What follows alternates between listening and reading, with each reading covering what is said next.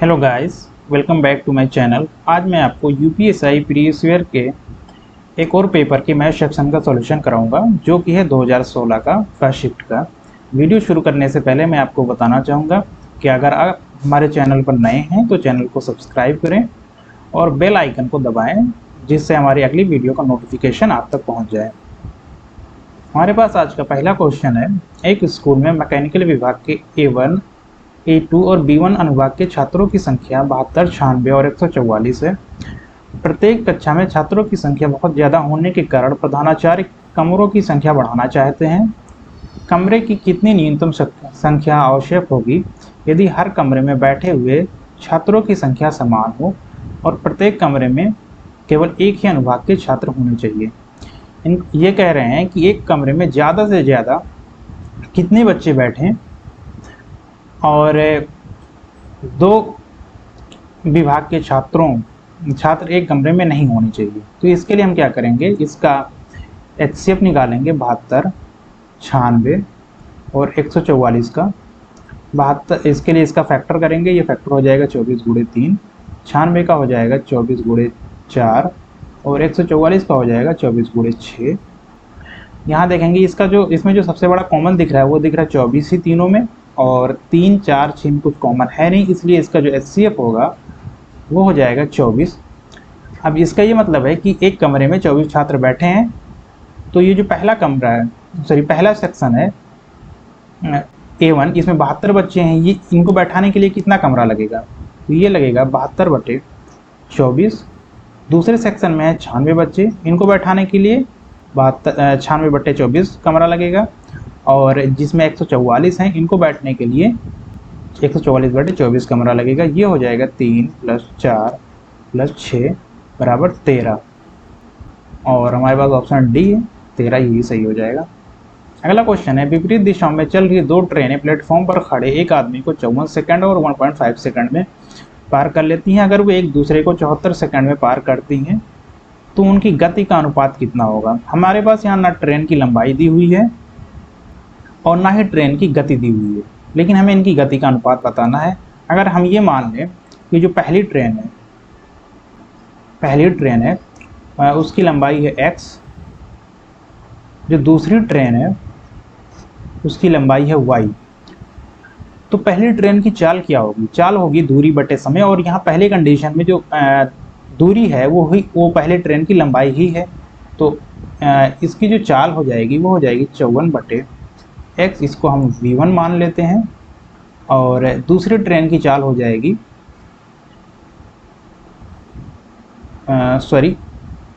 ये होगा x/54, ना कि 54/x, ये हो जाएगा x/54। और दूसरी ट्रेन की जो चाल होगी वो हो जाएगी y/90।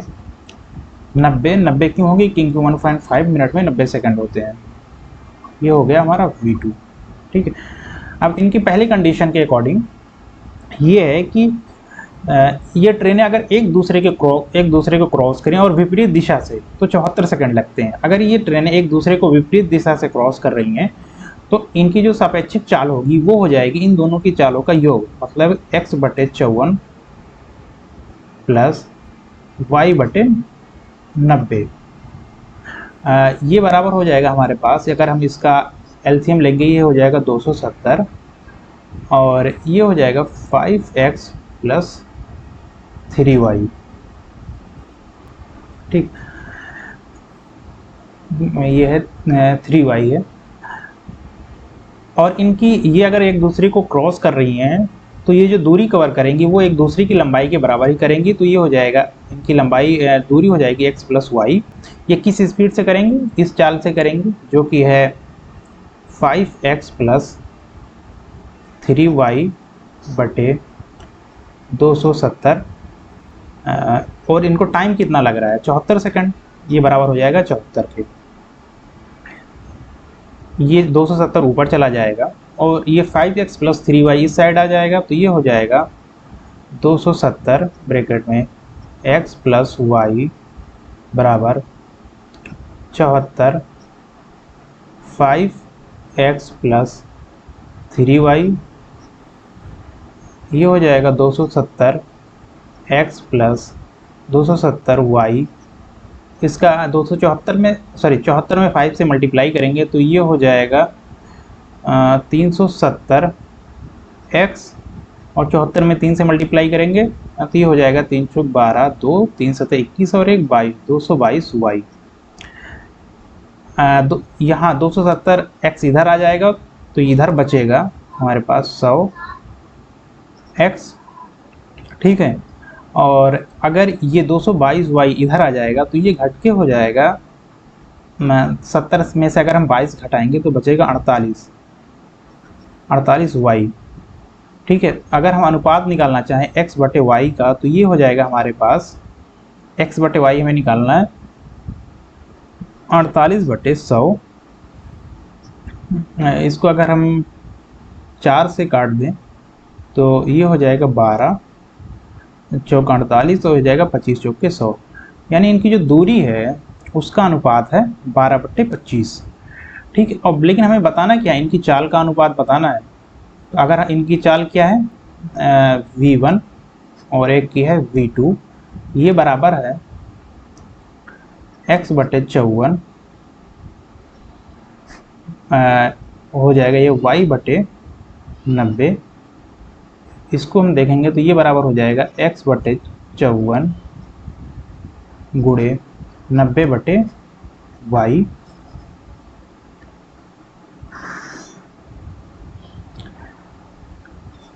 ये हो जाएगा x/y गुणे 90/54। x/y की वैल्यू हमने यहाँ पे जो निकाली थी ये 12/25, ये रख देंगे। ये हो गया 12/25 गुणे 90/54। ये हो जाएगा, अगर हम इसको काटें, इसको 5 से काट दे रहे हैं और तो ये हो जाएगा 18, और ये 18 3 54, तो ये हो गया। और ये 3 जो है 4 से कट जाए 12 से कट जाएगा और यहाँ बचेगा 4। हमारे पास बचा क्या 4/5, तो इनका जो अनुपात होगा वो 4:5 यही हो जाएगा। अगर हम देखें कि ऑप्शन में कौन सा ऑप्शन है ये, तो ये हो जाएगा ऑप्शन बी, यानी कि ये। अगला क्वेश्चन हमारे पास 10 नलिकाओं का लागत मूल्य 5 नलिकाओं के विक्रय मूल्य के बराबर है। इस लेन देन में लाभ प्रतिशत ज्ञात करें। यहाँ कह रहा है 10 नलिकाओं का लागत मूल्य, हमने मान लिया कि लागत मूल्य है CP, तो 10 CP बराबर हो जाता है, हमारे पास हो रहा है 5 नलिकाओं के विक्रय मूल्य। हमने माना कि विक्रय मूल्य है SP, ये हो जाएगा 5 SP, ठीक है। हमें CP को यहीं रहने देते हैं, इधर SP को नीचे ले आते हैं, तो ये हो जाएगा 5/10 यानी कि 1/2। इनके कहने का मतलब है कि अगर जो क्रय मूल्य है वो 1 है और विक्रय मूल्य 2 है तो इनको लाभ कितना होगा 1 का। और ये जो लाभ है ये किस पे हो रहा है, ये होगा हमेशा क्रय मूल्य क्या है 1, तो लाभ प्रतिशत हो जाएगा 1/1 गुणे 100 बराबर 100%।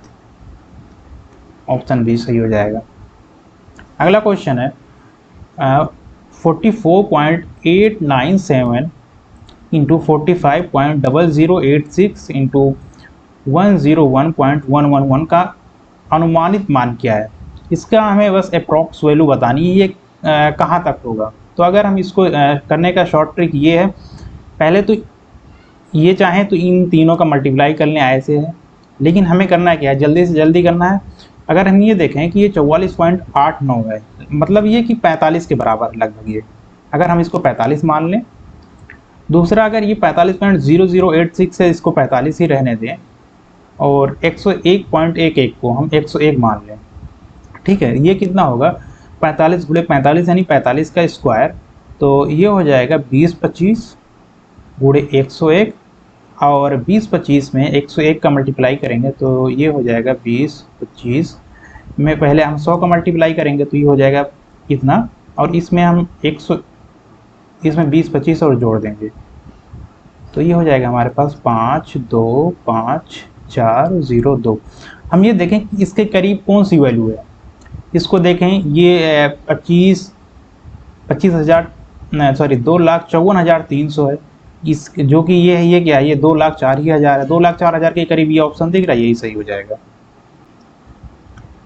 अगला क्वेश्चन है कि इस आकृति में हमें बताना है एंगल QPR का मान। QPR बोले तो ये वाला एंगल, ये, और यहाँ पे ये भी दिया हुआ है कि AB और CD एक दूसरे के पैरेलल हैं। हम ये जानते हैं कि अगर दो पैरेलल लाइंस हैं, वो एक लाइंस काट रही है, तो उसके एक साइड के जो एंगल होते हैं उनका सम होता है 180। इसका मतलब ये दोनों एंगल प्लस ये दोनों एंगल, इसका सम हो जाएगा 180, मतलब कि x plus Y plus X plus Y ये बराबर हो जाएगा 180 के। इसको हम देखें, ये हो जाएगा, अगर ये होगा 2x प्लस वाई, ये बराबर हो जाएगा 180, मतलब x प्लस वाई बराबर 90। अगर x प्लस वाई 90 है, मतलब कि ये दोनों एंगल का सम 90 है, तो ये भी 90 ही होगा, क्योंकि जो ट्रायंगल होता है उसके जो तीनों एंगल होते हैं उसका सम होता है 180, यानी ऑप्शन ए सही हो जाएगा। अगला क्वेश्चन है, पहले 5 महीनों के लिए विषम दिनों की संख्या ज्ञात करें अगर वर्णित वर्ष अधिवर्ष है। अधिवर्ष मतलब होता है लीप वर्ष, जिसके फरवरी में होते हैं 29 डे। ठीक है, विषम दिन वो दिन होते हैं कि अगर हम मान लें कि हमारे पास एक महीने में 31 दिन है, ठीक है, तो अगर हम इसको 7 से डिवाइड करेंगे, इसमें क्या बच रहा है, 3 बच रहा है, यही 3 विषम दिन हो जा रहे हैं। तो हमें बताना है पहले 5 महीनों के लिए। तो जनवरी में कितने दिन होते हैं, 31 को 7 से डिवाइड करेंगे, क्या बच रहा है, जनवरी में 3 बच रहा है। अगर हम फरवरी की बात करें, फरवरी में इसमें होंगे 29 दिन, 29 में 7 से करेंगे, 1 बचेगा रिमाइंडर, जो शेष बचता है उसी की बात करते हैं। और अगर हम मार्च की बात करें, मार्च भी 31 का होता है, 31 में 7 से करेंगे, यहाँ भी 3 बचेगा। उसके बाद अप्रैल की बात करें, अप्रैल 30 का होता है, यहाँ 2 बचेगा। और हम 5 महीनों को बताना, अभी 4 ही महीने हुए हैं। अगर हम मई की बात करें, ये हो जाएगा, मई में भी 3, इसको जोड़ें तो टोटल कितना शेष बच रहा है, 3, 1 4, 4 3 7, 2 9 और 3 12 बच रहा है। 12 फिर 7 से कट जाएगा, 12 को 7 से डिवाइड करेंगे, यहाँ पे बचेगा 5। तो हमारे पास जो विषम दिन है वो हो जाएगा 5, यानी डी। अगला क्वेश्चन है, एक दुकानदार बच्चों के कपड़ों की बिक्री पर 20% सीधी छूट प्रदान कर रहा है, फिर भी 30% मुनाफा कमाता है, अंकित मूल्य पर कितना प्रतिशत की वृद्धि की गई है। हमें ये बताना है। अगर हम ये मान लें कि उसका जो दुकानदार था उसका क्रय जो जिस पर वो खरीद रहा था वो क्रय मूल्य था 100, इस पर ये कमा रहा है 30% का फ़ायदा, मतलब कि 130 का बेच रहा है। ठीक है, अगर 130 पर ये बेच रहा है और 20% डिस्काउंट देने के बाद बेच रहा है इस पर, यानी कि इसका जो अंकित मूल्य है वो 130 से ज़्यादा होगा, और ये 20% डिस्काउंट के बाद बेच रहा था, यानी कि बेच किस पे रहा है, 80% पे बेच रहा है। 80% की वैल्यू हमारे पास क्या हो जाएगी, 130, तो 100% की वैल्यू क्या हो जाएगी, ये हो जाएगी 130 × 100/80, यहाँ 0 से 0 कट गया, और ये हो गया हमारे पास 1300/8। इसको अगर 8 से डिवाइड करें तो ये हो जाएगा 62.5%। तो हमारे पास ऑप्शन में सी है, ये सी सही हो जाएगा। अगला क्वेश्चन है, उस अनुपात को ज्ञात करें जिसमें 192 रुपये प्रति किलोग्राम कीमत वाले मिश्रण को 150 रुपये प्रति किलोग्राम कीमत वाले मिश्रण के साथ इस तरह मिलाया जाए ताकि जब अंतिम मिश्रण को 194.40 रुपये प्रति किलोग्राम पर बेचा जाए तो 20% का मुनाफा हो। इसका इनके कहने का मतलब है कि 194.4 को अगर इन दोनों को मिला दिया जाए, दोनों मिश्रण को, एक जो जिसकी कीमत थी 192 रुपये प्रति किलोग्राम और एक की थी 150 रुपये प्रति किलोग्राम, और उनको 194.4 में बेचने में 20% का फ़ायदा हो रहा है। मतलब कि ये इनकी लागत कितनी थी, 194 पे अगर 20% का फ़ायदा हो रहा है तो लागत कितनी होगी, 20% का मतलब होता है 1/5, मतलब कि 5 की थी ये और 1 का फ़ायदा ले रहे हैं, तो बेच कितने का रहे हैं, 6 का बेच रहे हैं, तो ये कितने की 194.4 पे बेच रहे हैं, ये 6 की वैल्यू हो जाएगी, हमें बतानी कितनी है, 5 की। तो इनका जो लागत मूल्य है वो हो जाएगा 194.4/6 × 5।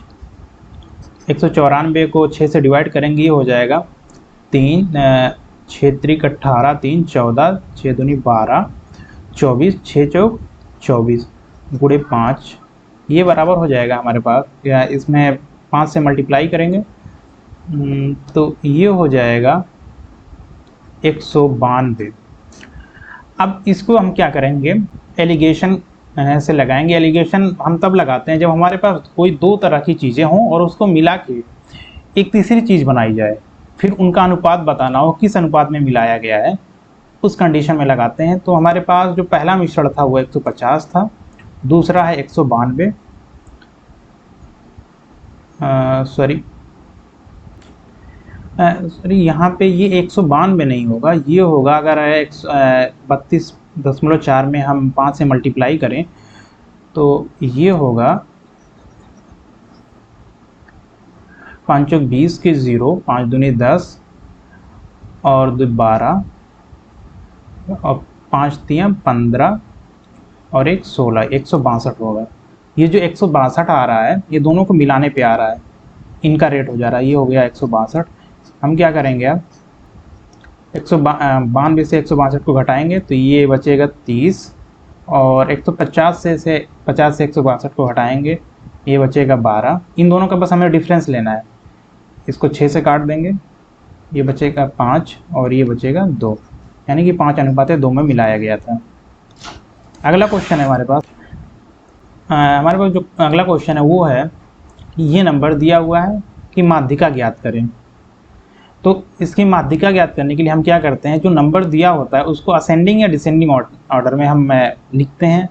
मतलब कि हम इसको बढ़ते हुए क्रम में लिखेंगे। तो बढ़ते हुए क्रम में लिखेंगे, यहाँ सबसे छोटी संख्या है वो है -3, उसके बाद जो संख्या है -3 फिर से है, इसको हमने लिख लिया, इसको लिख लिया -3, उसके बाद है -1, उसके बाद ये है 0 हो गया, उसके बाद 1 नहीं है इसमें, 2 जो है वो 3 बार है यहाँ पे और यहाँ पे, ये हो गया 2 2 2। उसके बाद है 5 जो है ये 2 बार है, 5 जो 3 बार है, 3 ही 4 बार है, तो हम लिखेंगे 5 5 5 और 5, और 6 जो है वो 1 बार है। हम गिनेंगे अब ये कितने नंबर हैं यहाँ पे, 1 2 3 4 5 6 7 8 9 10 11 12, यहाँ पे 6 जो है 3 बार है, तो ये हो जाएगा टोटल, ये 12 आया था तो ये हो जाएगा 12 2 14। अब अगर जो नंबर्स हैं ये सम होते हैं तो हम क्या करते हैं कि जो दोनों बीच के नंबर होते हैं उन दोनों को जोड़ के उसका आधा कर देते हैं। अगर यही नंबर अगर हम मान लेते हैं विषम 5 रहे, कहीं पे लिखा हो 1 2 3 4 5, यानी ये 5 नंबर हैं, तो ये जो माध्यिका का मतलब होता है बीच का नंबर, तो यहाँ बीच का नंबर क्या हो जाएगा 3। लेकिन अगर यहीं पे 6 होता तो हमारे पास बीच का कोई नंबर दिख नहीं रहा है, मतलब कि हमें लेना पड़ेगा ये बीच में आ रहे हैं 3 और 4 दोनों आ रहे हैं, तो हमें क्या करना पड़ेगा, हम क्या करेंगे 3 और 4 को जोड़ के इसका आधा कर देंगे, यही हमारी माध्यिका हो जाएगी। यहाँ पे अगर हम देखें यहाँ पे टोटल 14 नंबर हैं, तो जो बीच के नंबर होंगे वो होंगे दोनों साइड से अगर हम 6 अंक काटेंगे तो बीच में 2 अंक बच जाएगा, 1 2 3 4 5 6, ठीक है। हमारे पास इधर भी 6 काट देंगे, 1 2 3 4 5 6, बचा क्या बीच का अंक, 2 और 5 बच रहा है, तो हमें माध्यिका निकालनी है। हम क्या कर लेंगे 2 + 5/2 करेंगे, ये हो जाएगा 3.5, ये ऑप्शन सही हो जाएगा। अगला क्वेश्चन हमारे पास है y/z बराबर 1/3, हमें वैल्यू बतानी है y³ + z³ भागे y³ - z³। यहाँ से हमें साफ साफ दिख रहा है क्या हो जाए, हम मान लेंगे y की वैल्यू 1 है और z की वैल्यू 3 है, और हमें इसकी वैल्यू बतानी है, मतलब y³ 1 ही हो जाएगा, और z की वैल्यू 3 है तो z³ हो जाएगा 27 बटे y की वैल्यू 1 ही है, और z का हम क्यूब करेंगे तो इसकी वैल्यू हो जाएगी -27, ये बराबर हो जाएगा 28 बटे -26, ये हो जाएगा 14/13, सर ये माइनस का, ये बी ऑप्शन सही हो जाएगा। अगला क्वेश्चन हमारे पास है 99 सही 35/36 गुणे 72 का अनुमानित मान ज्ञात करें। फिर हम क्या करेंगे, ये दिख रहा है 99 सही 35/36, 35/36 जो कि 1 के बहुत करीब है, 99 में 1 जोड़ेंगे ये हो जाएगा 100, ठीक है। तो अगर हम ये देखें ये हो गया 100, ये है 72, ये हो गया 7200, 7200 के आसपास कौन सा नंबर दिख रहा है? ये 7198 दिख रहा है, यही आंसर हो जाएगा। क्यों? क्योंकि इसके करीब भी कोई नंबर नहीं है। अगला क्वेश्चन है 3√16 एक है। अब क्या है? एक अपरिमेय संख्या, काल्पनिक संख्या, पूर्णांक या भाज्य संख्या। इसको हम देखें, अगर 3√16 लिखा हुआ है, √16 की वैल्यू क्या होती है? 4 होती है। ये हो जाएगा 3 × 4 = 12। ये अपरिमेय संख्या है नहीं, काल्पनिक भी नहीं है और अभाज्य भी नहीं है, तो ये क्या हो जाएगा? पूर्णांक। अगला क्वेश्चन है राधा और रानी एक 400 मीटर लंबी वृत्ताकार पगडंडी पर क्रमशः 8 मीटर पर सेकंड और 2 मीटर पर सेकंड की प्रारंभिक गति से एक ही बिंदु से एक साथ शुरू करके विपरीत दिशा में दौड़ती हैं।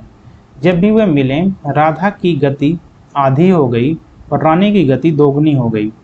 कितने समय बाद वे तीसरी बार के लिए मिलेंगी? इनके बीच की दूरी कितनी है? अगर हम पहली बार की बात करें, इनके बीच की दूरी है 800 मीटर।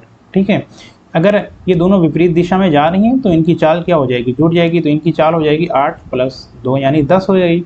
तो इनको टाइम कितना लगेगा 800 मीटर में चलने में? 8/10 या मतलब हो गया 80 सेकंड लगा। ठीक है, और अगर हम दूसरे कंडीशन की बात करें, ये कह रहे हैं जब मिल गई उसके बाद जो है उसके बाद जब वो मिले तो राधा की गति आधी हो गई और रानी की गति दोगुनी हो गई। मतलब ये जो राधा थी इसकी गति आधी हो गई, 8 की गति आधी होगी, और ये जो 2 थी इसकी गति दोगुनी होगी। तो इसको टाइम कितना लगेगा? इनकी चाल हो जाएगी 8 का आधा 4 और 2 का डबल 4। इनको जो टाइम लगेगा अब लगेगा 4 × 4 = 8 यानी 100 सेकंड लगेगा। ठीक है, अब ये कह रहा है तीसरी बार जब ये मिली तो कितने टाइम बाद मिली? तीसरी बार के लिए हम निकालेंगे तो दूरी उतनी ही रहेगी। ठीक है, अब तीसरी बार में भी हम देखेंगे इनके कंडीशन के हिसाब से कि ये जो राधा थी इसकी गति पहले 8 थी, अब 4 हो गई, अब फिर इसका आधा हो जाएगी 2 हो जाएगी और इसकी गति फिर से दोगुनी हो जाएगी यानी 8 हो जाएगी। 8 × 2 = 10 हो जाएगा यानी फिर से इसको 80 सेकंड लगेगा। ठीक है, अब अगर इसको फिर से 80 सेकंड लग रहा है, मतलब कि ये तीसरी बार मिली, पहली बार 80 सेकंड बाद, दूसरी बार 100, तीसरी बार 80, तो टोटल टाइम कितना हो जाएगा? ये हो जाएगा 180 में 80 जोड़ेंगे, ये हो जाएगा 260 सेकंड। ऑप्शन ए सही हो जाएगा। अगला क्वेश्चन है एक कंपनी में जो एक हफ्ते में 6 दिन काम करती थी, लगातार 2 हफ्ते श्रमिकों को भुगतान की गई कुल राशि 300 रुपये और 360 रुपये है। अगर 10 पुरुष 8 महिला सदस्यों ने पहले सप्ताह में काम किया और 12 पुरुष 6 महिला सदस्यों ने दूसरे सप्ताह में काम किया, तो क्रमशः प्रत्येक पुरुष और महिला श्रमिकों को भुगतान की गई रकम ज्ञात करें।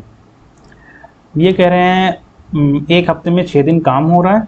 ठीक है, पहले सप्ताह जो था वो 10 पुरुष और 8 महिलाओं ने काम किया, तो इसका मतलब है कि पहले सप्ताह 10 मेल थे और 8 फीमेल थी। इन्होंने काम किया कितने दिन तक? 6 दिन तक। अगर हम ये देखें कि ये एक सप्ताह में अगर 6 दिन काम कर रही हैं तो इनको इतना रुपया मिल रहा है दोनों को मिला के। तो अगर इनको एक दिन में कितना मिलेगा? इनको अगर एक सप्ताह मतलब यहाँ पे 6 दिन है, 6 दिन में अगर ये इनको 3000 मिल रहा है तो एक दिन में कितना मिलेगा? 3000/6 मतलब कि 500 मिलेगा इनको एक दिन में। ठीक है, तो पहले सप्ताह जो काम कर रहे हैं उनको एक दिन में मिल रहा है 500 रुपये। अगर इसको हम कट करें 2 से तो ये हो जाएगा 5m + 4f = 250। ये हो गया क्वेश्चन 1। दूसरे सप्ताह जो काम कर रहे हैं उनको मिल रहा है 360 रुपये। ठीक है, 360, तो इनको एक दिन में कितना मिलेगा? 360 को अगर हम 6 से डिवाइड करेंगे तो ये हो जाएगा 6×25 = 30, 6×1 = 6, 510। इनको मिल रहा है 510 रुपये। और इसमें है कौन? 12 पुरुष हैं और 6 महिलाएं हैं, तो ये हो जाएगा 12m + 6f = 510। ये भी 2 से नहीं, ये 6 से कट जाएगा, 6 से हम इसको काट देंगे तो ये हो जाएगा 2m + f = 6×8 = 48 और 6×25 = 30। ये हो गया क्वेश्चन नंबर 2 हमारा। अब हम क्या करेंगे, इक्वेशन नंबर इन दोनों इक्वेशन को सॉल्व करना है। यहाँ पे है 5m plus 4f equal to 250, यहाँ पे 2m plus f equal to 85। इसमें क्या करेंगे, हम इक्वेशन 2 में अगर हम 2 से मल्टीप्लाई कर दें, नहीं 4 से मल्टीप्लाई कर दें तो ये 4f बराबर हो जाएगा, और माइनस कर देंगे तो घट जाएगा। इसमें अगर हम 4 से मल्टीप्लाई करेंगे तो ये हो जाएगा 8m plus 4f equal to 85 में 4 से मल्टीप्लाई करेंगे तो ये हो जाएगा 8 चौक 32 और 32 और 2 34, 340 हो जाएगा। ये हो गया हमारा इक्वेशन नंबर 2। अब इसको हम इक्वेशन नंबर 2 मानते हैं। दोनों को माइनस कर देंगे, इक्वेशन 2 से 1 को घटाएंगे, क्यों, क्योंकि 2 बड़ा है। 2 से 1 को घटाएंगे तो यहाँ पे बचेगा हमारे पास 3m, और f तो कट ही जाएगा। ये है 250, सॉरी 340, 340 से 250 घटाएंगे तो ये बचेगा 90। ठीक है, तो m बराबर हो गया हमारे पास 30। मतलब एक आदमी को जो रुपया मिल रहा है वो मिल रहा है 30 रुपये मिल रहा है। अब हमें औरत का भी पता करना है कि एक औरत को कितना मिल रहा है। तो किसी भी एक इक्वेशन में ये जो था हमारे पास, इसमें हम m की वैल्यू रख दें। तो अगर इसमें m की वैल्यू रखेंगे तो ये हो जाएगा 2 × 30 प्लस f इक्वल टू 85। ये 30 दूना 60 हो जाएगा, 85 में से 60 घटाएंगे 25 हो जाएगा, यानी f की वैल्यू 25 होगी। यानी एक औरत को एक दिन का 25 मिल रहा है और आदमी को 30 मिल रहा है। अब हम देखेंगे ऑप्शन में कहाँ पे ये है। ये हमारे पास ऑप्शन में है, ये ए में, ये सही हो जाएगा। अगला क्वेश्चन हमारे पास है, मान लें कि p, q और r विशिष्ट पूर्णांक हैं। r एक धनात्मक सम पूर्णांक है जबकि p और q धनात्मक विषम पूर्णांक हैं। निम्नलिखित व्यंजकों में से कौन सा सत्य नहीं हो सकता। हमने माना, तो हम क्या करेंगे, मान लेंगे सबसे पहले जो r है ये धनात्मक सम पूर्णांक है। r एक धनात्मक सम पूर्णांक, हमने मान लिया कि धनात्मक सम पूर्णांक क्या हो जाएगा, 2 हो गया।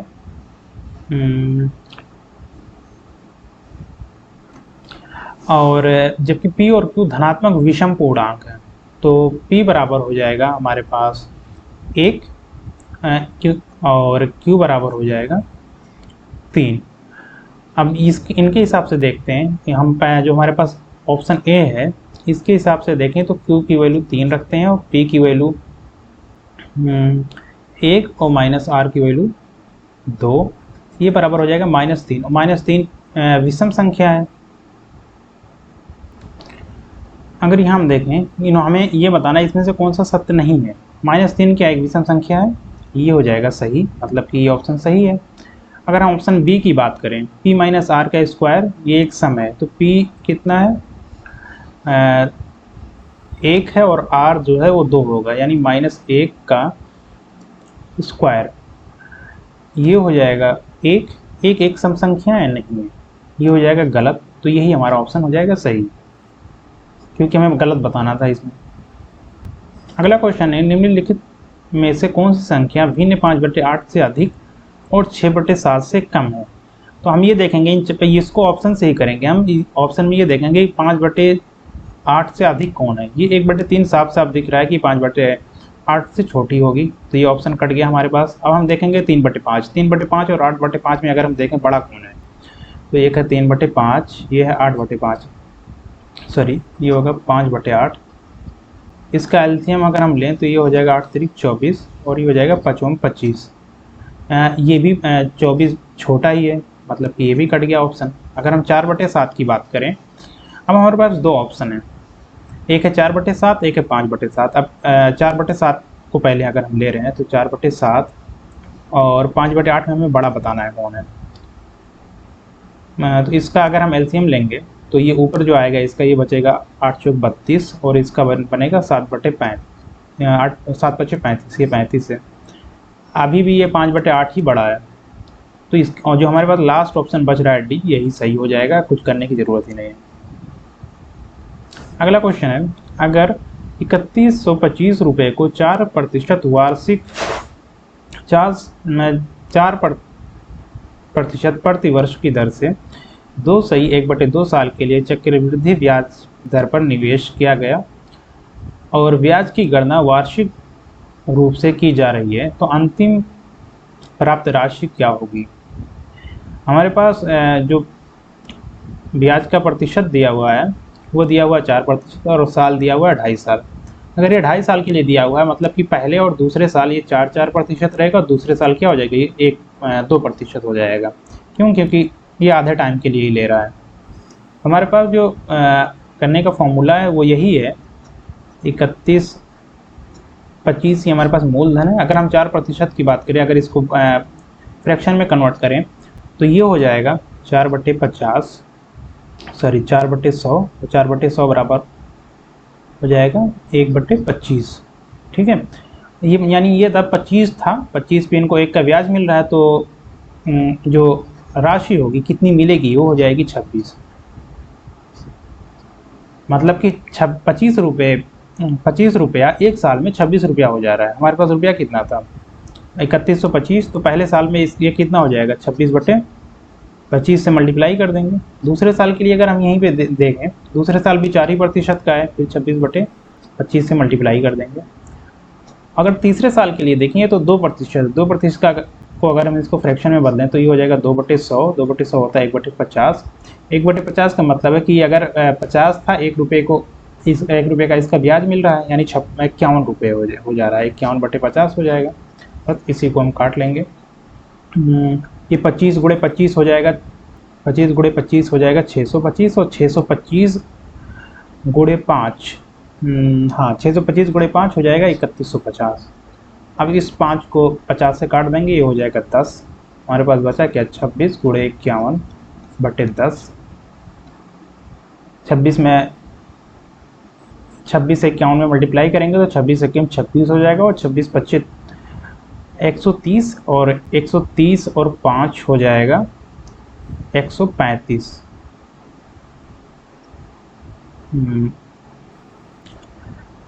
ये हो गया 1356। और यहाँ पे अगर हम देखें तो एक 26 यहाँ पे बाकी था, फिर इसको 26 से मल्टीप्लाई करेंगे तो इसको 26 से मल्टीप्लाई करने के लिए 1 मिनट हम कैलकुलेटर अगर देखें,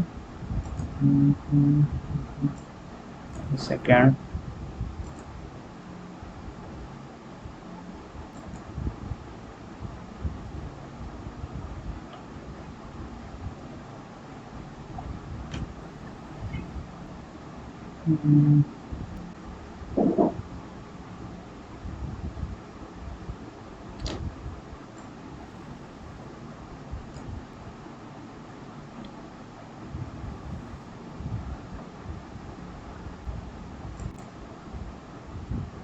हाँ इसका हम मल्टीप्लाई करेंगे, ये हो जाएगा 26 × 51, ये हो जाएगा 34,476, 34,476। एक सेकेंड, ये हो गया 34,476। इसमें ये 10 था, यहाँ पे पॉइंट लगा देंगे, ये ऑप्शन सी सही हो जाएगा। अगला क्वेश्चन है हमारे पास, 60 किलोमीटर की दूरी तय करने में आमिर सलमान से 4 घंटे अधिक लेता है। अगर आमिर अपनी गति दोगुनी कर देता तो सलमान से 2 घंटा कम समय लेगा। आमिर की गति ज्ञात करें। हम ये मान लें कि जो आमिर की गति है वो है x, और जो सलमान की गति है वो है y। ये जा कितनी दूर रहा है 60 किलोमीटर। 60 किलोमीटर जाने में आमिर सलमान से 4 घंटे अधिक समय ले रहा है। मतलब जो ये आमिर की गति है और ये सलमान की है। आमिर अगर 4 घंटे ज़्यादा ले रहा है, मतलब कि ये वाला जो 4 घंटे ज़्यादा है तो ये x की वैल्यू छोटी होगी, ये हो जाएगा x 60/x माइनस 60/y। इसको कितना टाइम ज़्यादा लग रहा है 4 घंटे। और दूसरे कंडीशन में अगर हम ये देखें कि अगर आमिर अपनी गति 2 गुना कर देता है तो वो सलमान से 2 घंटे कम समय लेगा। तो यहाँ पे जो कम समय कौन लेगा, ये जो 60/x है ये कम समय लेगा कब, जब आमिर जो है अपनी गति 2 गुना कर दे, यानी y जो है ये 2y हो जाए। तो ये हो जाएगा 60/2y minus 60/x equal to 2, equation 1 हो गया, इक्वेशन 2 हो गया। अगर हम दोनों को जोड़ेंगे तो ये और ये कट जाएगा। हमारे पास बचेगा क्या कि 60/2y minus 60/y equal to 6।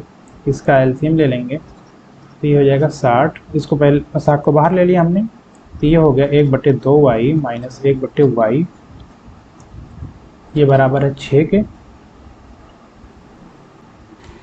और यहाँ पे अगर हम देखें, यहाँ पे आमिर अपनी गति दोगुना कर रहा है, मतलब कि ये जो x है ये दोगुना हो जा रहा है। एक सेकेंड,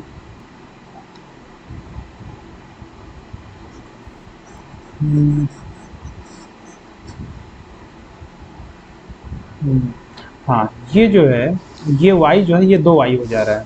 ठीक है, तो ये हो जाएगा हमारे पास, y सेम रहता है लेकिन आमिर की गति हमने क्या मानी, x, ये 2x हो जाएगा।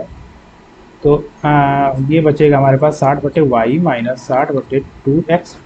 ये उल्टा क्योंकि ये जो 60/y इसकी वैल्यू ज़्यादा होगी और 60/2x की वैल्यू कम होगी, इसलिए इसको पहले लिखा गया, इसको बाद में। अब दोनों को अगर हम काटेंगे तो ये 60/y कट जाएगा। यहाँ पे जो बचेगा वो बचेगा 60/x minus 60/2x equal to, ये जुड़ जाएगा 6 हो जाएगा। यहाँ से 60 को कॉमन कर लेंगे, 1/x minus 1/2x equal to 6।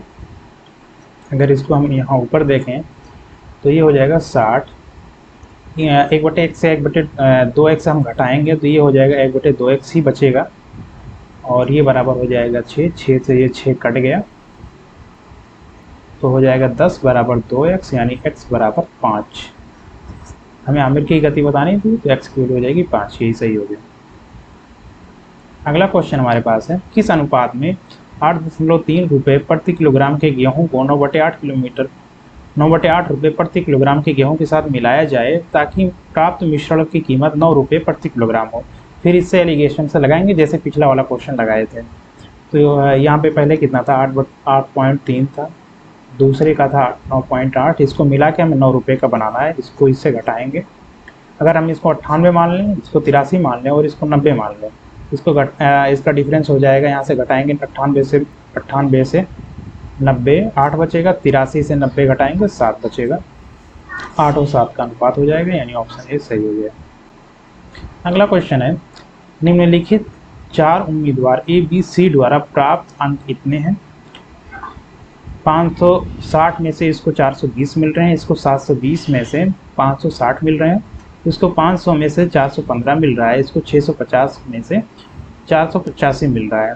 किसके अंक का प्रतिशत सर्वोच्च से दूसरे पायदान पर है। तो कुछ नहीं, बस इसको हमें इसका प्रतिशत निकालना। प्रतिशत निकालने के लिए क्या करेंगे, इसका 420/560 गुणे 100 कर देंगे, इसका प्रतिशत निकल जाएगा। यहाँ से ये 0 से 0 कट गया और ये हो जाएगा 4200/56, 7 से कट जाएगा, 7 छक 42 और 7 8 56, ये हो गया 600/8, यानी कि 8 7 56, 40, 8 पंजे 40, 75%। और ये हो गया पहला ए का। ऐसे अगर हम बी की बात करें तो बी जो पा रहा है वो पाया है 560 पाया है, कितने में, 720 में। इसको 100 से मल्टीप्लाई करेंगे, 0 से 0 कट जाएगा, ये हो जाएगा 56/72। और इसको अगर हम डिवाइड करेंगे तो डिवाइड करने के लिए इसको क्या पहले 4 से डिवाइड करेंगे, 4 से करेंगे, ये ऊपर क्या बचेगा 1 4 यानी 1400, और यहाँ इसको 4 से करेंगे तो यहाँ बचेगा 1 और 8 यानी 18। इसको फिर 2 से करेंगे, ये हो जाएगा 700/9।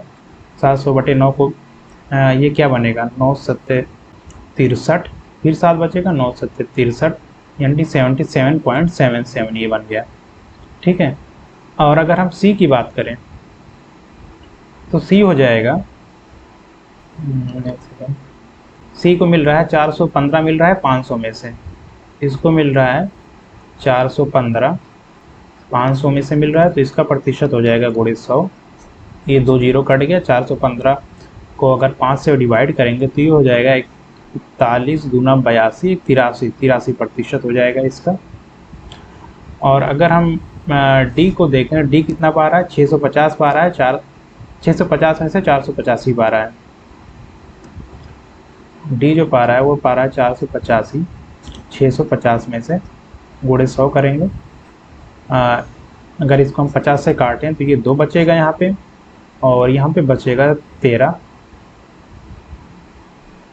इसका इसमें मल्टीप्लाई कर देंगे तो ये हो जाएगा 5 दूना 10, 2 8 16, 1 17, 4 दूना 8, 1 9, 970 बटे 13। इसको डिवाइड करेंगे, ये हो जाएगा 13 पच्चीस 65, 13 छः 78, 13 सत्तर 91, 91 यहाँ 60 बचा, 13 दूना 26, दूना 54, तो ये आ जाएगा 74 के आसपास आ जाएगा। यहाँ तो जो सब हमें सेकंड बताना था सबसे ज़्यादा किसका था, तो यहाँ पे सी का है 83, बी का है 77 और इसका 75, मतलब कि 77 वाला सेकंड नंबर पे है। तो यानी बी ऑप्शन सही हो जाएगा। अगला क्वेश्चन हमारे पास है, चीथू ने एक घर के निर्माण के लिए 49 गुणे 46 मीटर माप का एक आयताकार भूखंड खरीदा। पहले कदम के रूप में उसने 7 मीटर अर्धव्यास मतलब होता है त्रिज्या, और 40 मीटर गहराई का कुआं खोदा। इस कार्यवाही के दौरान निकली मिट्टी को समान रूप से मैदान में फैला दिया। मैदान की ऊंचाई में हुई वृद्धि ज्ञात करें। ये कह रहा है कि अगर इसने ऐसे एक भूखंड खरीदा था कुछ इस तरह, ये है 49, ये है 46, और इसमें इसने एक ऐसे बीच में कुआं बनवाया, और कुएं की जो त्रिज्या है वो है 7 मीटर, और इससे जो मिट्टी निकली उसको यहाँ सब ऐसे इसने फैलवा दिया। तो यहाँ ये कितनी ऊंचाई बढ़ जाएगी इसकी। इसके लिए हम क्या करेंगे, सबसे पहले इसका क्षेत्रफल ज्ञात करेंगे। ये कितने क्षेत्रफल में इसने खरीदा था, तो इसका क्षेत्रफल क्या हो जाएगा 49 गुणे 46, 49 गुणे 46। इसका इसमें मल्टीप्लाई करेंगे तो अगर हम 49 को 50 मान लें तो इसका मल्टीप्लाई करने पे ये हो जाएगा 2300 में से हम 49 अगर घटा दें, सॉरी 2300 में से अगर हम 46 घटा दें तो ये हो जाएगा 2254। ठीक है, यानी 2254 मीटर स्क्वायर था ये। ठीक, ये जो कुआं था, ये जो कुआं था इसका क्षेत्रफल कितना होगा, ये जो एरिया कवर कर रहा है इसका क्षेत्रफल हो जाएगा पाई आर स्क्वायर। तो पाई की वैल्यू होती है 22/7 और आर की वैल्यू है 7, 7 गुणे 7 हो जाएगा, 7 से 7 कट गया, 22 गुणे 7 154 हो जाएगा। मतलब ये जो कुआं क्षेत्रफल कवर कर रहा है वो 154 कवर कर रहा है। अगर इसको खन दिया गया तो यहाँ इसका क्षेत्रफल हमें माइनस करना पड़ेगा जो मिट्टी डालने के लिए, यहाँ कुएं में तो मिट्टी डालेंगे नहीं, ये बाहर डालेंगे, तो क्षेत्रफल कितना बचा 2254 में से 154 घटा देंगे, तो ये घटाने पे जो हमारे पास बचेगा 54 में से 54 जीरो बच जाएगा, और 22 में से 1 गया 21 हो गया, यानी 2100 मीटर स्क्वायर ज़मीन पर ये मिट्टी डालेंगे। ठीक है, और कितनी मिट्टी डालेंगे तो उस मिट्टी का आयतन इस कुएं के आयतन के बराबर होगा। तो कुएं का आयतन जो होगा, ये जो इसका ब्याह होगा पाई आर स्क्वायर एच होगा, और पाई आर स्क्वायर की वैल्यू हमें ऑलरेडी पता है 154, इसको लिख देंगे 154। इसको हमने लिख दिया 154, और इसकी ऊंचाई जो है ये क्वेश्चन में दी हुई है, क्वेश्चन ऊंचाई जो है ये दिया हुआ है यहाँ पे 40 मीटर है। तो ये हो जाएगा 154 गुणे 40 बटे 2100, क्योंकि 2100 मीटर स्क्वायर में ये हम फैला रहे हैं इसको, ये 0 से 0 कट गए, और ये हो जाएगा अगर हम इसको 7 से काटें तो ये हो जाएगा 22, और ये हो जाएगा 3। ठीक है, और ये हो गया 22 दूना 22 चौके 88, 880 बटे 3, और इसको अगर हम डिवाइड करें तो 3 दूना 6, 28, 3 9 27, 10, और 3 त्रिक 9 पॉइंट 3 त्रिक 9, ये बचेगा हमारे पास 2.933 और 2.933 अगर हम ऑप्शन में देखें तो ये हमारे पास ऑप्शन ए में जो है वो है 2.933 मीटर। ये ऑप्शन सही हो जाएगा।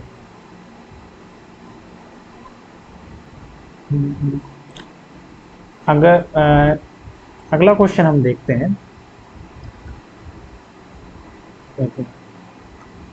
अगला क्वेश्चन है, एक छात्रावास में 50 विद्यार्थी, अगर छात्रों की संख्या में 50 विद्यार्थी हैं, अगर छात्रों की संख्या में 10 की वृद्धि हो तो रखरखाव खर्च 40 रुपये प्रतिदिन बढ़ जाता है, जबकि प्रति व्यक्ति औसत रखरखाव खर्च 4 रुपये की कमी आ जाती है। छात्रावास का प्रतिदिन मूल रखरखाव खर्च कितना था? हमने मान लिया कि ये जो मूल रखरखाव खर्च था वो था x, ठीक है। तो अगर ये मूल रखरखाव खर्च x था, विद्यार्थी कितने थे? 50, तो इनका औसत कितना अगर मूल रखरखाव खर्च एक दिन का x है, तो फिर टोटल कितना रखरखाव खर्च हो जाएगा 50 विद्यार्थियों का? 50 x गुणे 50 हो जाएगा। दूसरे कंडीशन में अगर ये कह रहे हैं कि टोटल ये इतने हैं, इनके छात्रों की संख्या में 10 की वृद्धि हो जाए, यानी छात्रों की संख्या हो गई अगर 60, तो ये जो मूल रखरखाव खर्च था ये 40 रुपये प्रतिदिन घट जा रहा है, यानी कि ये x - 40 हो जा रहा है, ठीक है। और इनका जो औसत है इसमें 4 रुपये की कमी आ जा रही है। तो औसत कितना था इसका? x - 4 था, सॉरी x था, तो यानी ये कितना हो गया? x - 4 हो जाएगा। यहाँ पे ये हमें इसका औसत निकालना है। औसत में ये 4 की कमी आ रही है, तो औसत अगर हम ये देखें, यहाँ पे विद्यार्थी कितने थे? 50 थे, ठीक है। और छात्रावास का प्रतिदिन मूल रखरखाव खर्च अगर x था, तो एक विद्यार्थी का खर्च कितना हो जाएगा? 50/x हो जाएगा, ठीक है। और अगर इसी तरीके से हम देखें तो दूसरी कंडीशन में, सॉरी यहाँ पे छात्रावास का एक दिन का खर्च x है, ठीक है, और 50 विद्यार्थी हैं, तो एक विद्यार्थी का एक दिन का खर्च कितना होगा? वो होगा x/50 होगा, ठीक है। और अगर हम ये देखें, ये कह रहे हैं कि रखरखाव खर्च 40 रुपये बढ़ जा रहा है, मतलब कि ये x + 40 हो जा रहा है। कब हो रहा है ये? कि जब विद्यार्थी में 10 की वृद्धि हो रही है, यानी 50 थे अब 60 हो जा रहे हैं। और इस तरह करने से जो उनका एक विद्यार्थी का एक दिन का खर्च था वो 4 रुपये कम हो जा रहा है, ठीक है। तो एक विद्यार्थी का एक दिन का जो खर्च था, यहाँ पे ये 1685 ये होगा 800, 800 को 0.25 से मल्टीप्लाई करेंगे हो जाएगा 200, 200/100 यानी ये 2 रुपये आंसर हो जाएगा। अगला क्वेश्चन है 0.9, 0.48 और 0.525 का महत्तम समापवर्तक ज्ञात करें। तो 0.9 का मतलब हो गया 9/10 और 48 का मतलब हो गया 4/100 और 525 इसको लिख सकते हैं 525/1000 लिख सकते हैं। अगर सबको हमें 1000 के रूप में लिखना हो तो ये हो जाएगा 480/1000, ये हो जाएगा 900/1000, ठीक है। और हमें 900, 480 और 525 का महत्तम समापवर्तक बताना है। महत्तम समापवर्तक बताने के लिए हम क्या करेंगे? इसका फैक्टर करेंगे। तो 900 का जो फैक्टर बनेगा वो अगर हम देखें तो ये बनेगा 4 × 25 2400 × 9, मतलब कि 2 × 2 × 5 × 5 × 3 × 3 गुना। अगर हम 480 की बात करें, 480 का जो बनेगा ये बनेगा 2 × 5 यानी 10 हो गया, और 48 का बन जाएगा 16 × 3 48, 2 × 2 × 2 × 2 × 3, ठीक है। और हम 525 की बात करें तो 525 का हो जाएगा, पहले 5 से करेंगे, 5 से इसको डिवाइड करेंगे, 5 × 5 = 25 यानी कि 105। 105 और 105 को फिर 5 से करेंगे तो हो जाएगा 21, 21 का होगा 3 × 7। अब अगर हम इसमें कॉमन देखें तो ये 5 × 3 इसमें भी है, 5 × 3 इसमें भी है और 5 × 3 यहाँ पे भी है। तो इसका जो HCF होगा वो हो जाएगा 15। ठीक है, तो और नीचे क्या है सबका, अगर हमें किसी फ्रैक्शन का एचसीएफ निकालना हो तो ऊपर का हम एचसीएफ निकालेंगे, लेकिन नीचे का एलसीएम निकालेंगे। नीचे 1000 है तो 1000 का एलसीएम क्या हो जाएगा, 1000 ही रहेगा, मतलब 15/1000। इसको 5 से काट देंगे, ये हो जाएगा 3/200। 3/200, ये ऑप्शन सी सही हो जाएगा।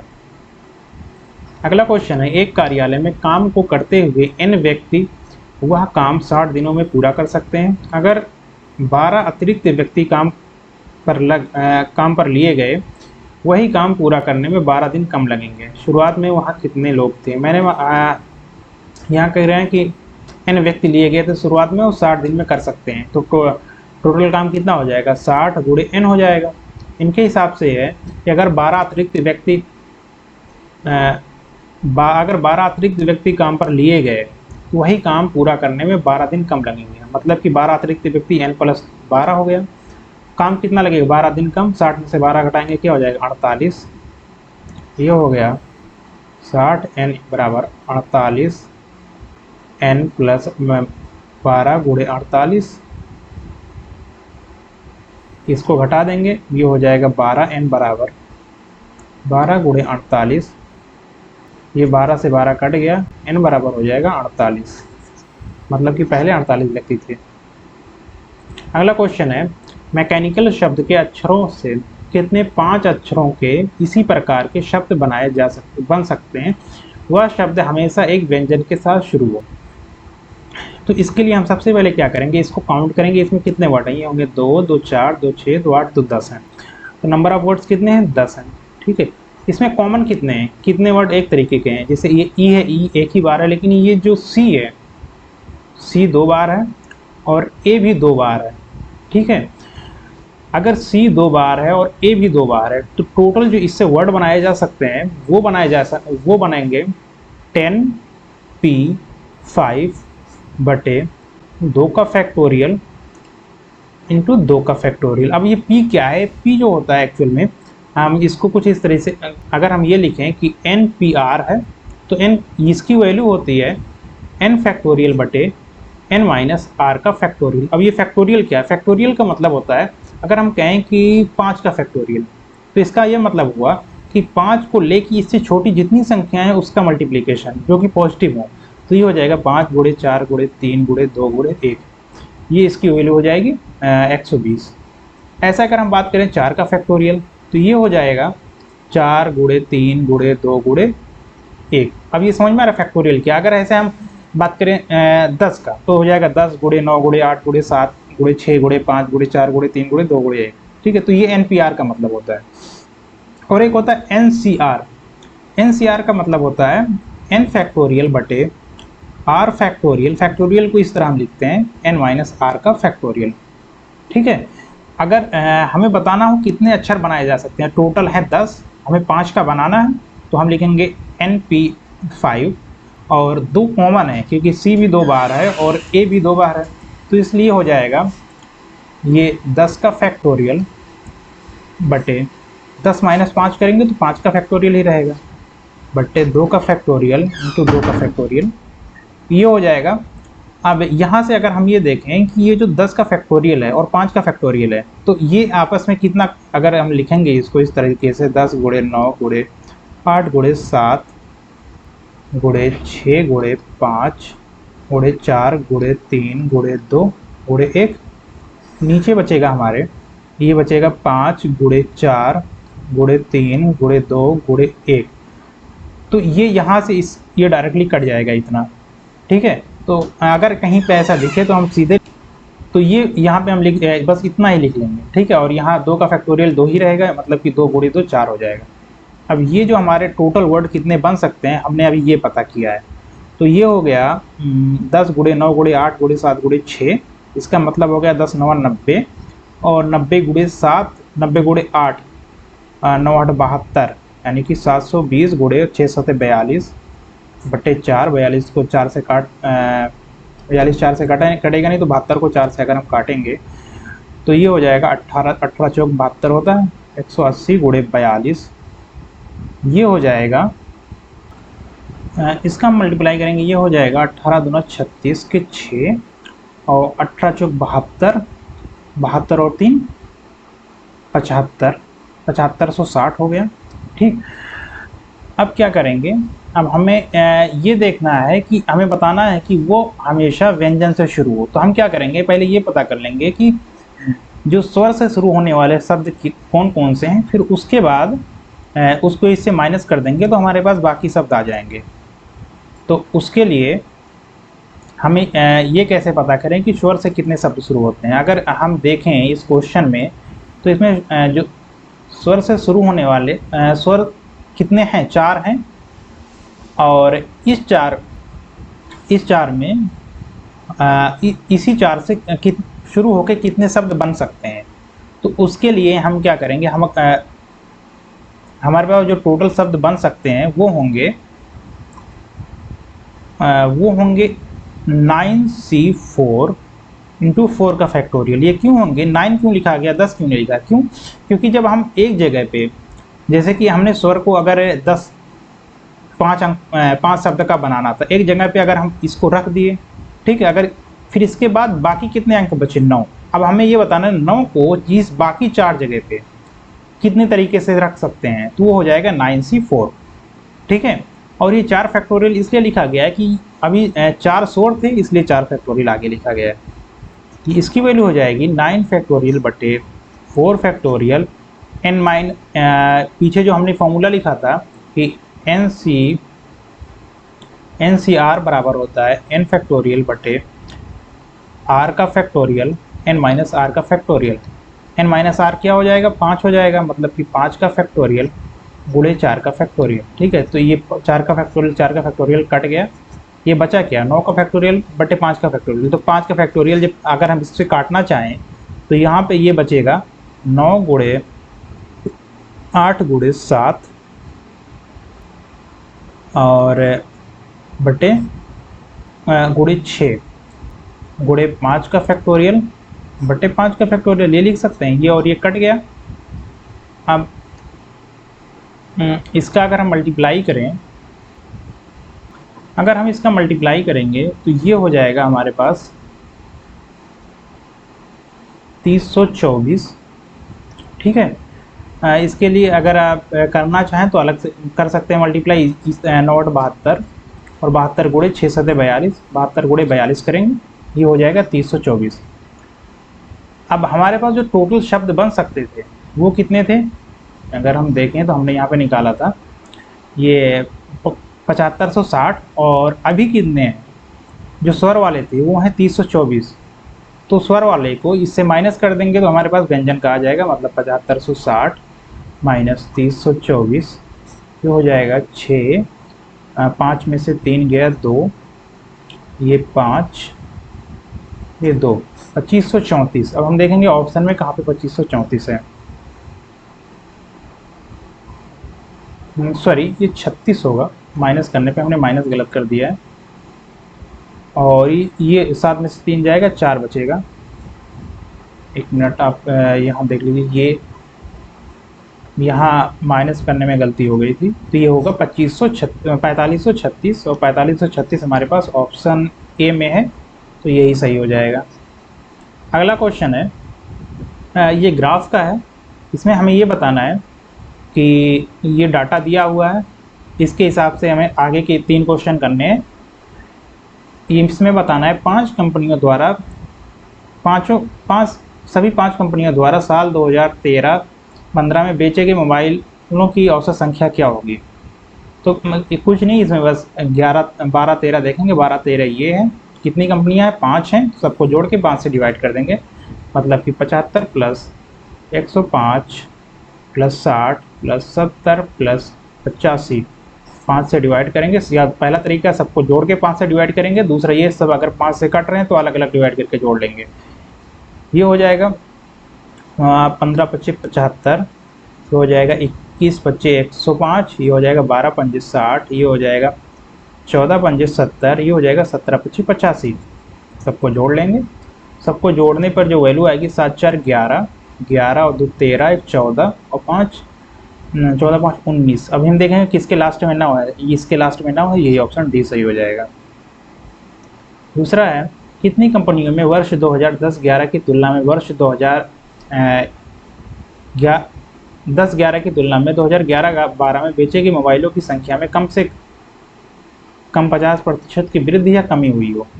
10-11 से 11-12 की तुलना में चाहे वृद्धि 50% की हो या उससे ज़्यादा हो या कमी, तो इसमें अगर देखें 11-12 की तुलना में ये 18 से 36 हो जा रहा है। 18 से 36 हो जा रहा है मतलब कि 18 की बढ़ोतरी हो रही है। तो इसका प्रतिशत कितने प्रतिशत का वृद्धि हुआ? 18/18 यानी कि 100% का हो गया। ठीक है।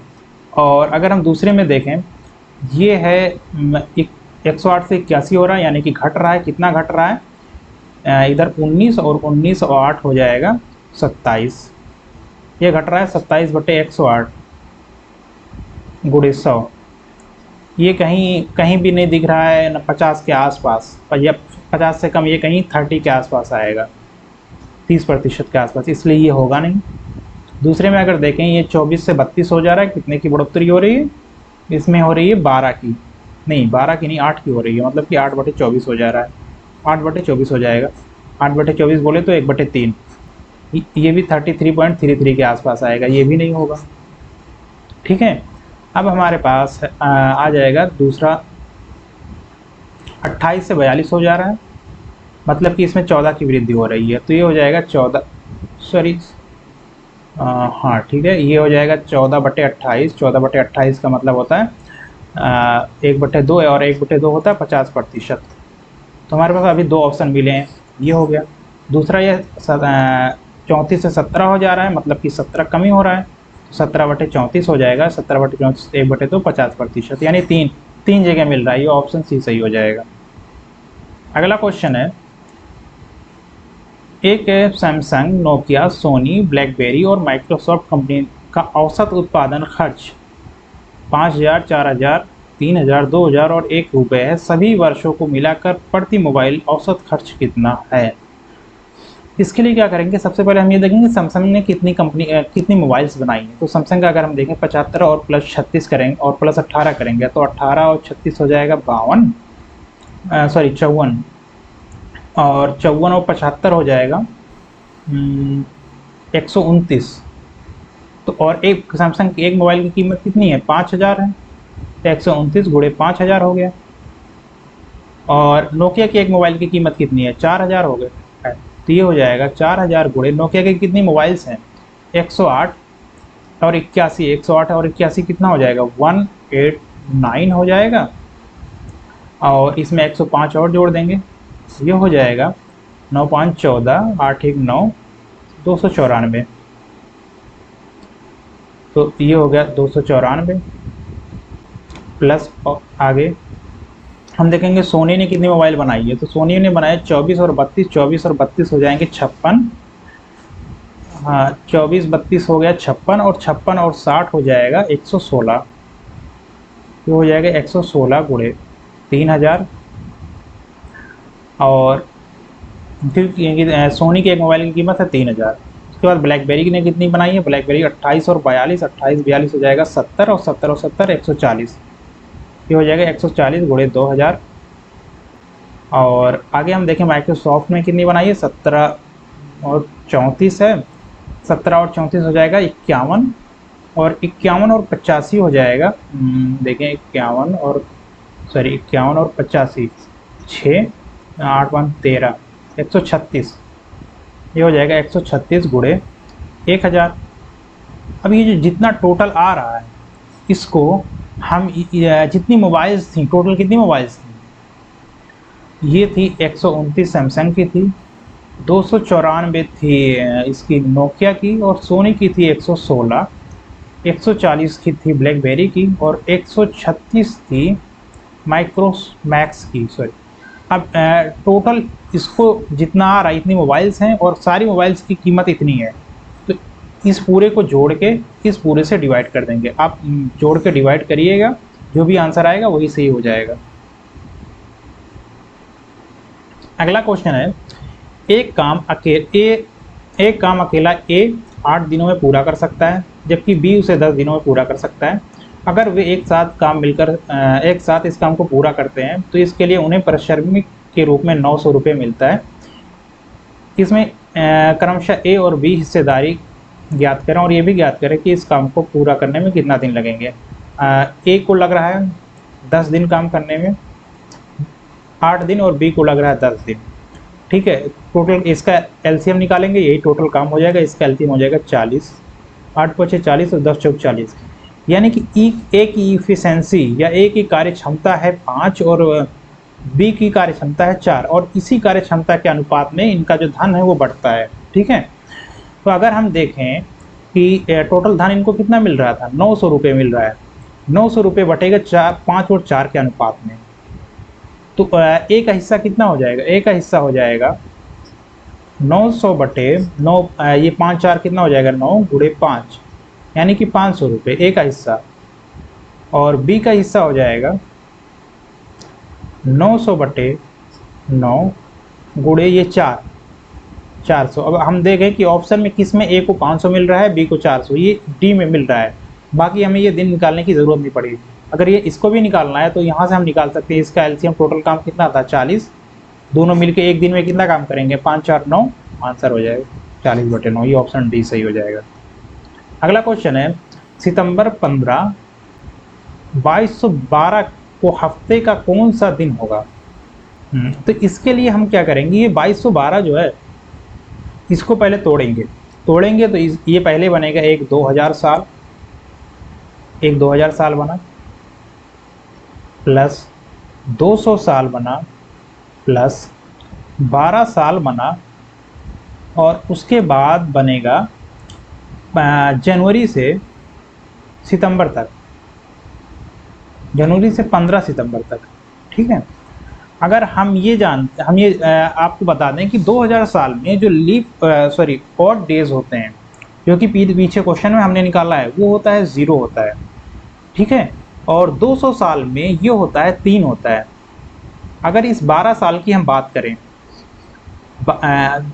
12 साल में हम ये देखेंगे जो 4 से डिवाइड हो जा रहा है, यानी जो 3 साल होगा वो होगा लीप वर्ष।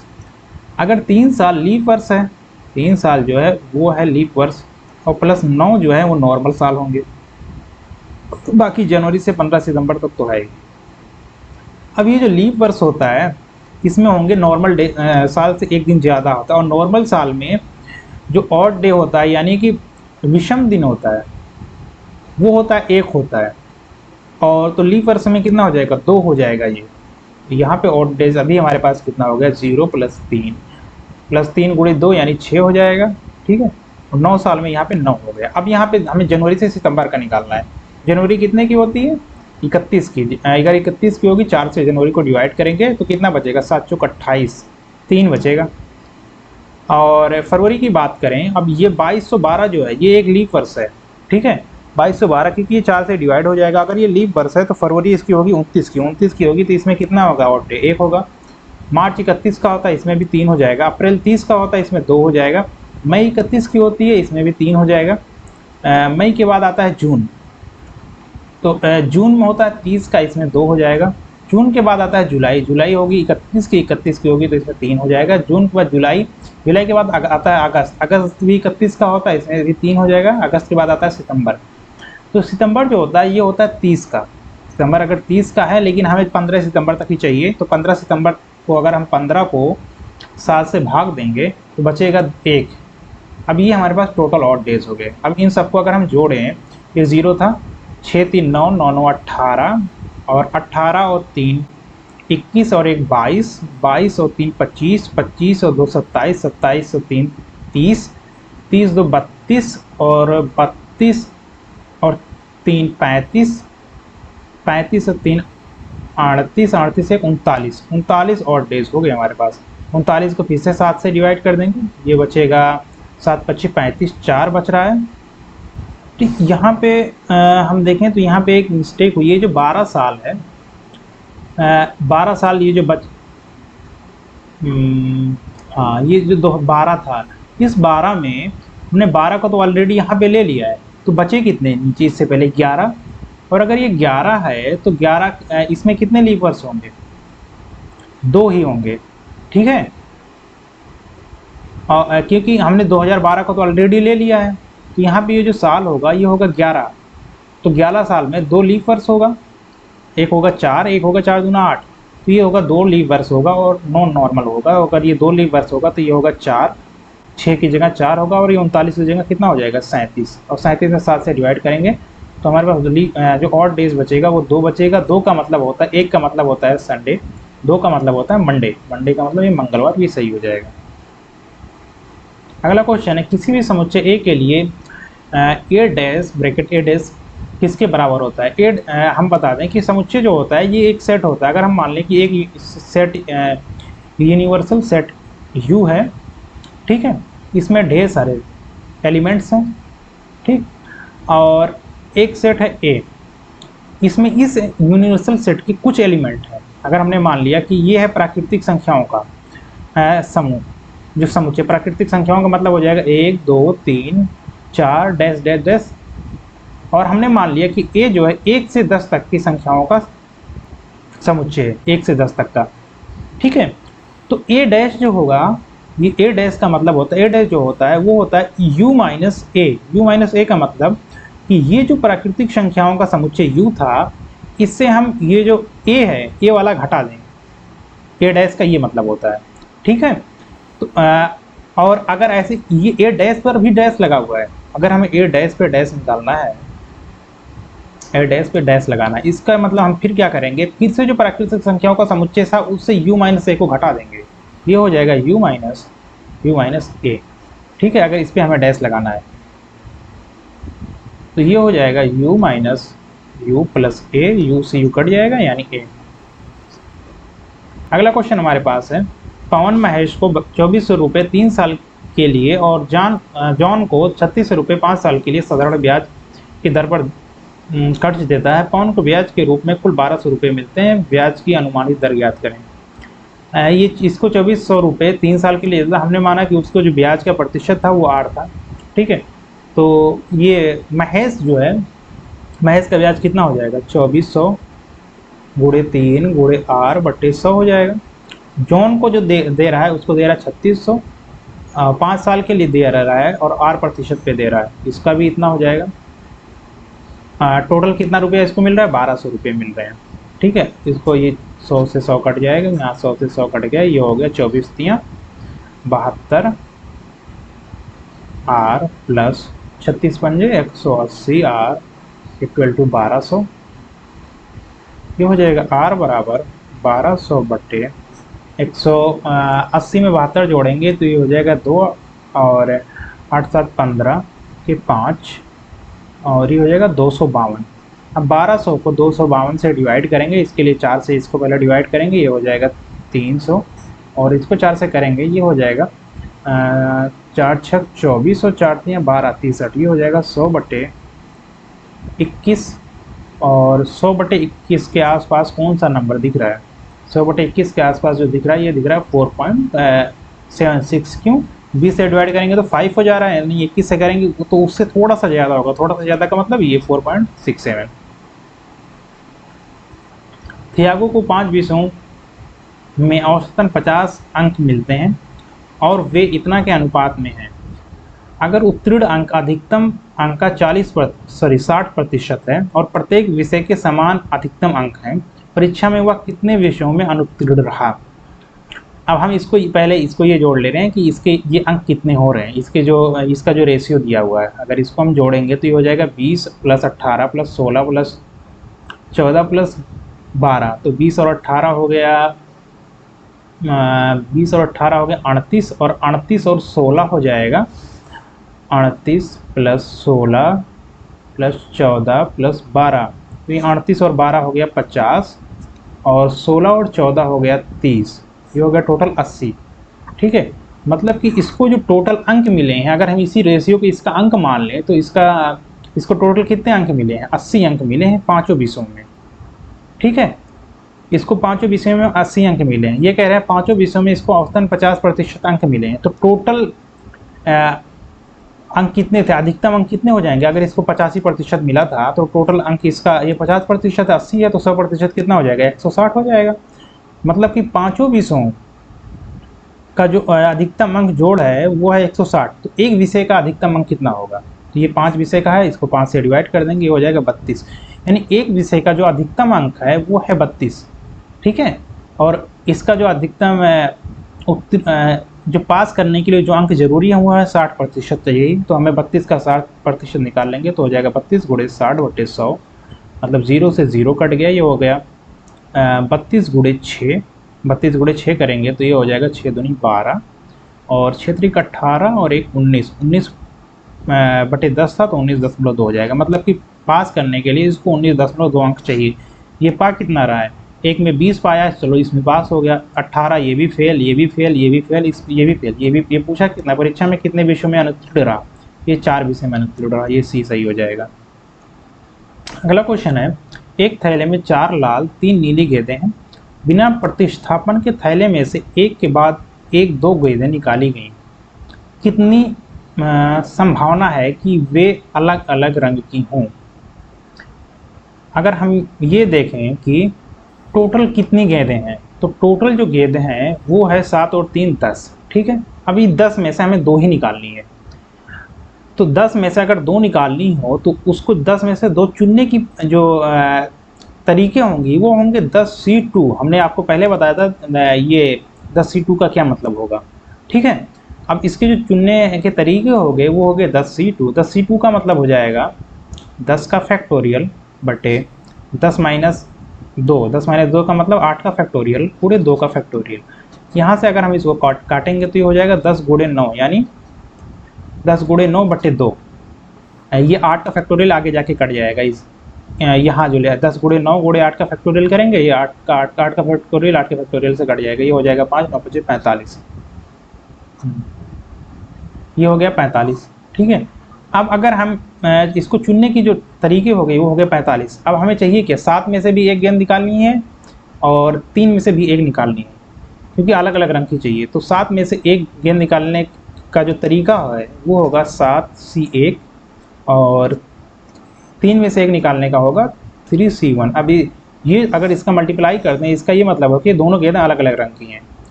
तो 7C1 का मतलब होगा 7 और 3C1 का मतलब होगा 3, क्यों, और ये हो जाएगा 21। 7C1 का मतलब 7 क्यों होगा, क्योंकि हम करेंगे 7 का फैक्टोरियल बटे 6 का फैक्टोरियल बटे 1 का फैक्टोरियल, ठीक है। तो 6 का फैक्टोरियल यहाँ आगे 7 गुणे 6 करेंगे उससे कट जाएगा, ये हो गया 21।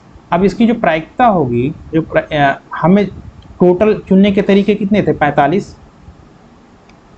टोटल चुनने के तरीके जो हैं वो हैं 45 हमारे पास, और एक गेंद नीली और एक लाल हो, उसकी संभावना कितनी है, 21 है। तो हो जाएगा 21 बटे 45, इसको 3 से काट देंगे, ये हो जाएगा 7 बटे 15, ये ऑप्शन सी सही हो जाएगा। अगला क्वेश्चन हमारे पास है, एक अनुबंध को 92 दिनों में पूरा किया जाना है। बराबर कार्य क्षमता वाले 260 व्यक्तियों को काम पर लगाया गया, जिसमें से प्रतिदिन 16 घंटे काम करते हैं। 66 दिनों के बाद ये पाया गया कि काम का 4/7 भाग पूरा हो गया है। पहले से ही काम कर रहे व्यक्तियों की समान कार्य क्षमता वाले कितने अतिरिक्त व्यक्तियों को तैनात किया जाए ताकि काम समय पर पूरा हो सके, यदि प्रत्येक व्यक्ति अब प्रतिदिन 18 घंटे काम करते हैं। अब ये 4/7 काम जो है 66 दिन में पूरा हो गए। काम कितना बचा है, 3/7 काम बचा है, और वो कितना गया 4/7। इसका जो इसके लिए जो हम फॉर्मूला लगाएंगे वो यही लगाएंगे जो मैं पीछे सेशन में हम लोग पढ़ चुके हैं, M1D1। अगर टाइम भी है इसमें तो T1 कर देंगे बटे W1 equal to M2D2 T2 गुणे T2 बटे W2। M का मतलब होगा आदमी, D का मतलब है दिन और T का मतलब है टाइम, कितने घंटे वो काम कर रहे हैं। इसके हिसाब से अगर हम देखें तो पहले कितने 260 व्यक्ति थे, ठीक है, पहले थे 260 व्यक्ति। इन्होंने कितने दिन काम किया है, 66 दिन काम किया है। कितने घंटे एक दिन में काम कर रहे थे, 16 घंटे। कितना काम खत्म कर दिया इन्होंने, 4/7। और अगर हम ये मान लें कि दूसरी बार ये जो X आदमी थे इनको और लगा दिया, मतलब कि पहले व्यक्तियों की जो संख्या थी वो थी 260, अब इन्होंने X आदमी को और लगा दिया, मतलब कि 260 + X कर दिया इन्होंने। और ये कितने दिन में ख़त्म करेंगे काम। 66 दिन काम हो चुका था, 92 दिन में करना था। तो कितना दिन बचा हुआ है, तो हम करेंगे 92 माइनस 66, 12 में से 6 गया 6, ये हो जाएगा 26 दिन बचा हुआ है। अब कितने दिन काम कर रही हैं एक दिन में, 18 दिन काम कर रहे हैं। ठीक है, कितना काम बचा था, 3/7 बचा था, ये 3/7 हो जाएगा।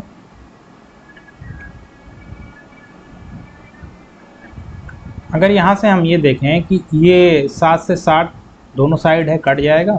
यहाँ 3 है, यहाँ 4 है, यहाँ पे 3 है। ये 4 से अगर इसको हम काट दें, 4 चौक 16 हो गया, और ये 3 से अगर इसको काट दें, 3 चौक 18 हो गया। ठीक, और इस 6 से अगर हम 66 को काट दें तो ये हो जाए, ये 66 हो जाएगा हमारे पास 11, और इस 26 से इस 260 को काट देंगे तो ये हो जाएगा 10। हमारे पास जो बचा है वो बचा है 10 गुणे 11 गुणे 4 इक्वल टू 260 प्लस एक्स। यही बचा हुआ है, इसका मल्टीप्लाई कर लेंगे, ये हो जाएगा 40 गुणे 11, तो ये हो जाएगा 11 चौक 44, 440 इक्वल टू 260 प्लस एक्स। तो x बराबर हो जाएगा 440 माइनस 260। 440 में से 260 को अगर हम माइनस करेंगे तो ये हो जाएगा 180। 180 हमारे पास ऑप्शन ए में सही है, यही हो जाएगा आंसर। अगला क्वेश्चन है, 72 किलोमीटर प्रति घंटा की रफ्तार से चल रही एक ट्रेन 54 किलोमीटर प्रति घंटा की रफ्तार से चल रही एक मोटरसाइकिल को 1 मिनट में आगे निकाल दी जाती है। ट्रेन की लंबाई कितनी है। अब ये देखें कि 72 किलोमीटर ट्रेन की चाल है, 54 किलोमीटर बाइक की चाल है। ये इसको पछाड़ना है इसको, तो ये एक ही डायरेक्शन में दोनों चलेंगी। अगर एक ही डायरेक्शन में चलेंगी तो इनकी जो सापेक्षिक चाल होगी ये दोनों घट जाएगी, 72 माइनस 54 हो जाएगी, और ये हो जाएगी 18। ये किलोमीटर पर आवर में है, इसको अगर हम मीटर पर सेकंड में कन्वर्ट करेंगे तो ये हो जाएगा 18 गुणे 5/18 बराबर 5 मीटर पर सेकंड। मीटर पर सेकंड में करने के लिए हम क्या करते हैं, किलोमीटर पर सेकंड को 5/18 से मल्टीप्लाई कर देते हैं। इसकी चाल होगी 5 मीटर पर सेकंड। इसको पछाड़ने में इसको कितना मिनट लग रहा है, यहाँ पे दिया था, सॉरी 1 मिनट लग रहा था। 1 मिनट मतलब होता है 60 सेकंड। तो टोटल दूरी कितनी चली कब इसमें, ये हो जाएगा चाल गुणे समय। समय कितना था 60 इक्वल टू 5 36 300 मीटर, यानी ट्रेन की लंबाई कितनी थी 300 मीटर। आज का हमारा सेशन यही समाप्त होता है। अगर आपको वीडियो पसंद आई हो तो वीडियो को लाइक करें और अपने दोस्तों में ज़रूर शेयर करें। और अगर आपको कोई क्वेश्चन या कुछ भी ना समझ में आया हो तो कमेंट सेक्शन में उसे कमेंट करें, हम नेक्स्ट वीडियो में उसको सॉल्व करने की कोशिश करेंगे। Thank you so much for watching this video.